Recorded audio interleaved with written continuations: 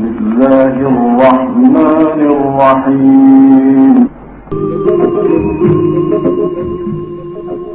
قطرات الندى. سلوان محمود. إذاعة الشرق الأوسط من القاهرة، ساعتنا 6:21 دقيقة. صباح الخير. إذاعة جمهورية مصر العربية من القاهرة. يا صباح الخير يلي معانا يلي معانا. سلامة يا حبيبي، بالسلامة بالسلامة تروح وترجع بالسلامة، تيجي زي الفحم. بسم الله الرحمن الرحيم، والسلام عليكم ورحمة الله وبركاته. أهلا وسهلا بيكم في حلقة جديدة من بيوتنا بكل بساطة. جمعة مباركة عليكم وعلينا يا رب. النهاردة روتين يوم الجمعة، وروتين مختلف وجميل جدا.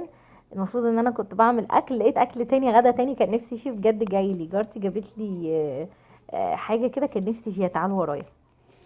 أشهد أن محمدا رسول الله.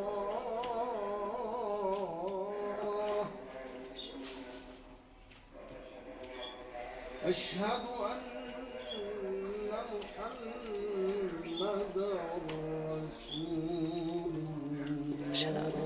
رسول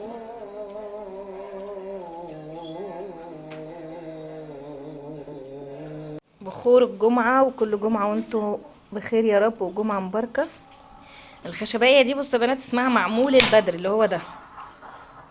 لسه بجربها، نسياها وما كنتش عاملة بيها حاجة، فقلت اجربها دلوقتي نشوف ريحتها ايه. الدنيا ايه.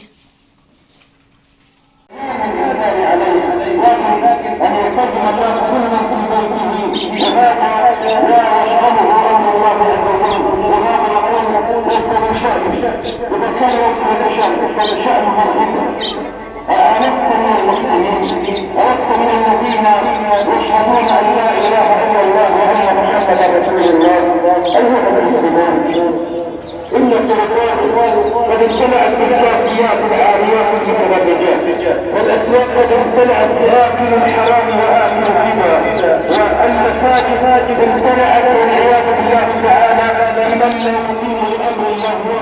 إن الناس هذا كله وإن هذا ظهير على الناس جميعا. الله عز وجل إذا ما رأى أن الناس لا إياك نعبد وإياك نستعين. اهدنا الصراط المستقيم، صراط الذين أنعمت عليهم غير المغضوب عليهم ولا الضالين.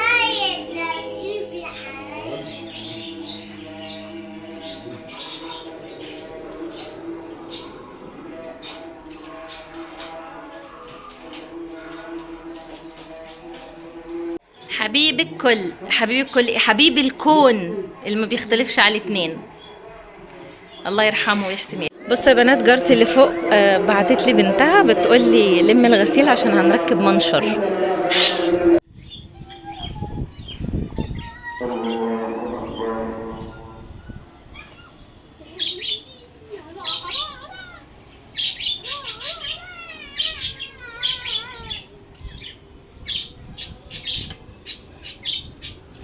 الله أكبر.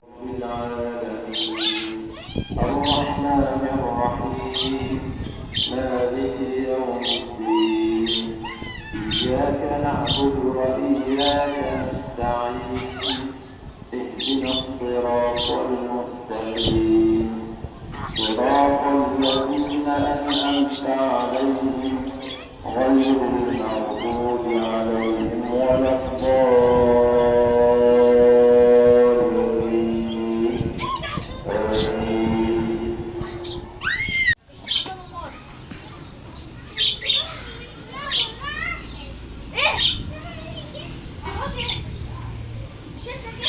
وإذا قضيت الصلاة انفضوا في الأرض جميعا. بصوا الحمام ده، الراجل ده بيربي حمام شكله جميل ما شاء الله، اللهم بارك. شكله حطيت له صندوق تحت. الرفان بتشوفه تقول لك الليمبي يا ماما. جمعة مباركة عليكم يا رب يا رب، اللهم امين. النهارده بصوا بقى غدانا هيكون تقلية.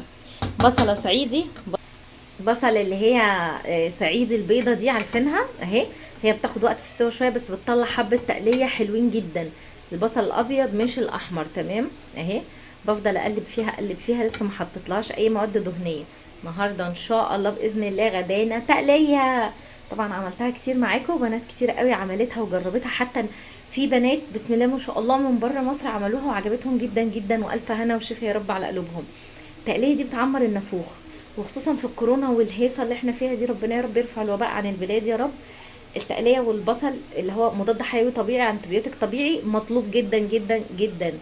ف يلا بقى نعملها مع بعض. انا مبدئيا مسكتها خرطتها حطيتها كده من غير اي ماده دهنيه، بفضل اقلب فيها لحد ما تنشف خالص، احس ان انا خلاص ما فيهاش ميه تاني، ابتدي بقى ازود لها سمنه بلدي اللي هي السمنه الحيواني، سمنه بلدي، تمام. وهنا انا سلقه اللحمه ومجهزاها ومظبطاها وطافيه عليها اهي. يعني اول ما صحيت علقت على اللحمه، وبعد كده اما فضيت بقى بعد الظهر وصليت وكده رحت فرمه البصل ورحت حطها على البوتاجاز علشان اخد معاه وقتي بالراحه كده، ما نشغلش وقت الظهريه والفطار. بصوا هنا بقى يا بنات، ادي التقليه اهي، وهنزل عليها بالطماطم بعد ما خدت اللون البني الحلو ده، وابتدي ان انا ايه، سامعين الصوت؟ فمعناه ان هي ناشفه. انا ما حطيتش عليها غير معلقتين زيت ذره، هعملها خفيفه النهارده عشان الولاد، لكن هي طعمها اصلا بيبقى احلى بكتير بالسمنه البلدي.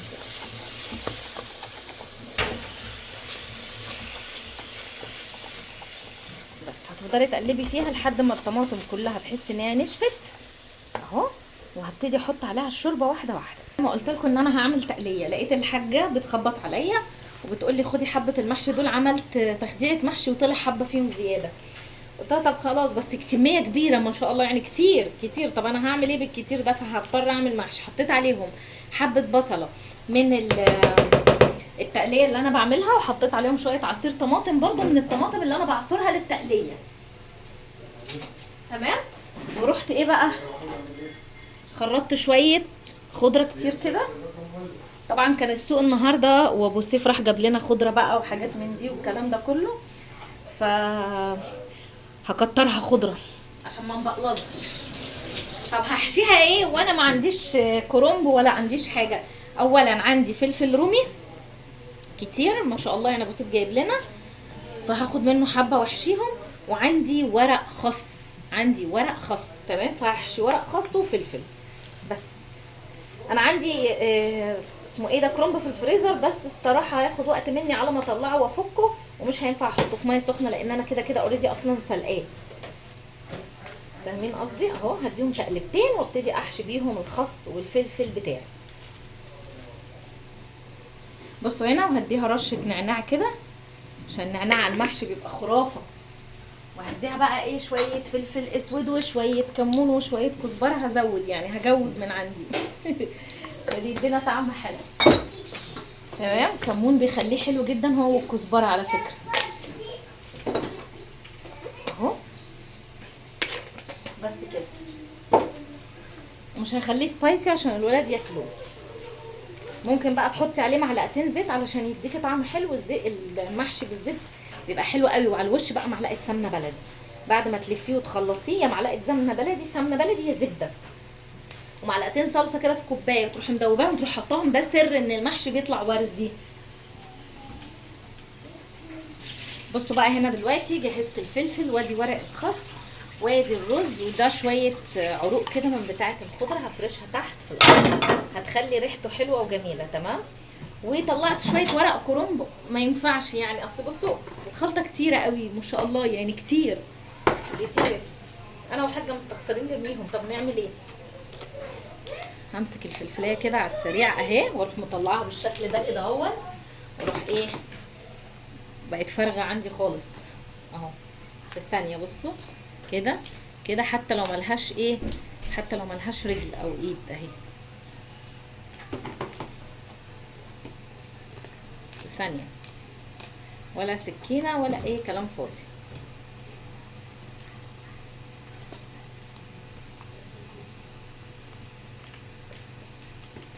هحشي بقى كل المحشي ده ونسويه جنب التقليه، والف هنا وشفا. بقى يوم عالمي النهارده يا استاذ. مع اني اساسا مش فاضيه لام المحشي ده خالص، لدرجه ان انا سبحان الله قبليها مفيش بشويه بقول لابو سيف ايه ما لقيتش كرومبه حلوه كده في السوق نعمل شويه محشي حلوين. قال لي لا كرومبه ايه في المعمعه اللي احنا فيها دي وفي الدوشه واحنا فاضيين. قلت له طب خلاص ماشي. ابص الاقي الحاجه بترن عليا وبتقول لي خدي الخلطه دي.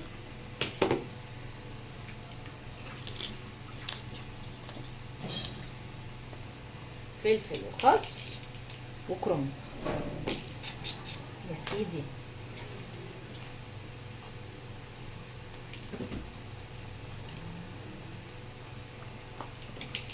لا شاطره يا بنتي اسماء، الله ينور استاذه ورئيسه قسم. التقليه بتاعتي خلصت على فكره، التقليه خلصت خالص دلوقتي وجاهزه. وادي الكرنب انا حطيته في ميه شويه ميه دافيين بس ابتدى يفك. بصوا ابتدى يفك معايا اهو. ده اللي انا كنت مفرزاه معاكم، مش فاكره اذا كان معاكم بقى ولا مفرزتوش معاكم، بس كنت مفرزاه رمضان.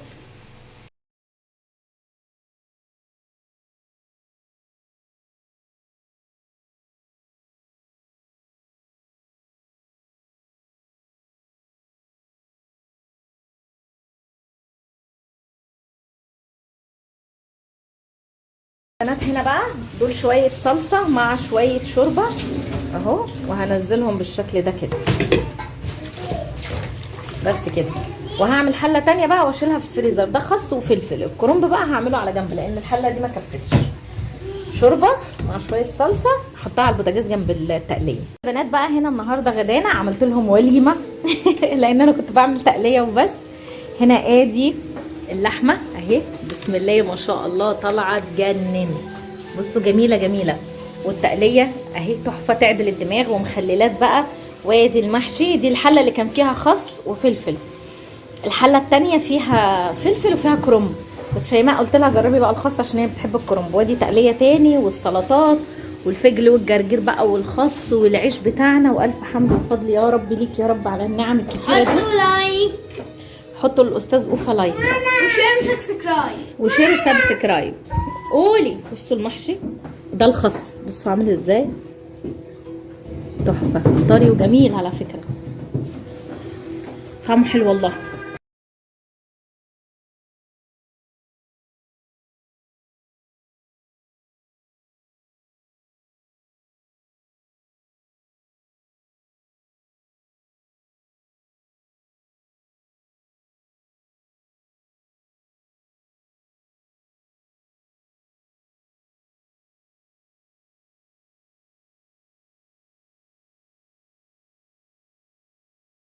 كده خلاص بعد ما اتغدينا ابو سيف خد الشماعه اللي انتوا شايفينها دي. الشماعه دي كانت شماعه اوضه نومي، بس كل الحاجات اللي بنعلق فيها الهدوم وكده اتكسرت، فانا لقيتها مركونه في المنور. طب هعمل بيها ايه هعمل بيها ايه؟ ماما ابو سيف خدها قصها عند الراجل كده، وعندي خشبه حلوه فعايزه اعملها ترابيزه صغنونه كده احطها قدام الطرقه. الراجل هناك كان عايز يديله الخشبه دي ب50 جنيه. قلت له احنا كده كده مش اساسا احنا هنعملها منظر لحد ما ربنا يكرم وننقل او نروح في مكان تاني هنسيبها لصاحب نصيبها، فمش مستاهله ان احنا ندفع فلوس في حاجه تاني وهي شكلها مش قد كده. دي تقريبا كانت طبليه قديمه واترمت في الروبابيكيا فكذا. انا قلت له لا انا الخشبه اللي عندي مع الرجول دي ودقها لنا وانا هغطيها كده بستيكر هيبقى شكلها حلو، تبقى ترابيزه صغننه قدام الركنه. ليه بقى؟ لان عندي الولاد بيبقوا عايزين يذاكروا على حاجه واطيه شويه بيبقوا قاعدين واقعد جنبيهم بدل السفره.